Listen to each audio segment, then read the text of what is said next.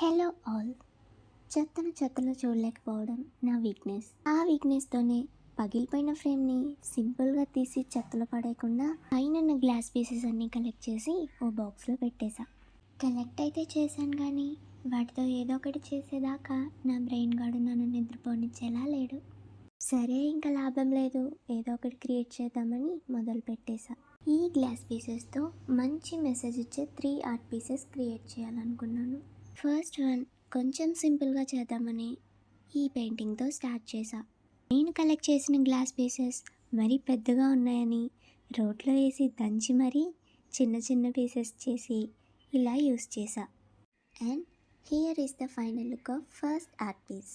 దీనిలో ఉన్న మెసేజ్ ఏంటంటే, సాధారణంగా మనిషి జీవితంలో కష్టాలు సహజం.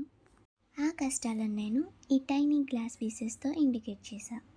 ఆ కష్టాలలో ఉన్నప్పుడు మనిషి ఫేస్ చేసే స్ట్రగుల్స్ని, అందులో నుండి బయటపడడానికి తను పెట్టే ఎఫర్ట్స్ని ఈ రెడ్ కలర్ మార్క్స్తో బ్లడ్లా ఇండికేట్ చేశా. And happy phase of the లైఫ్ని ఓ పూల బాటగా డ్రా చేశా. Moral of this art is, కష్టాల బాటలో మనం నడుస్తున్నప్పుడు సమ్టైమ్స్ గివ్ అప్ అనిపిస్తుంది. బట్ ఫ్యాక్ట్ ఏంటంటే అవి ఆగిపోయినా హర్ట్ చేస్తాయి, వెనక్కి తిరిగినా హర్ట్ చేస్తాయి. పోనీ కంప్లీట్గా జీవితాన్నే వదిలేద్దామంటే ఇంత దూరం నడిచిన దూరానికి అర్థమే లేదు. కాబట్టి తగిన ఎఫర్ట్స్తో కొంచెం ఓపికగా ముందుకెళ్తే మంచి ఫలాన్ని పొందుకుంటాం. అందమైన పూలబాట రావాలంటే ముందున్న ముళ్ళబాట దాటక తప్పదు. Follow for part 2.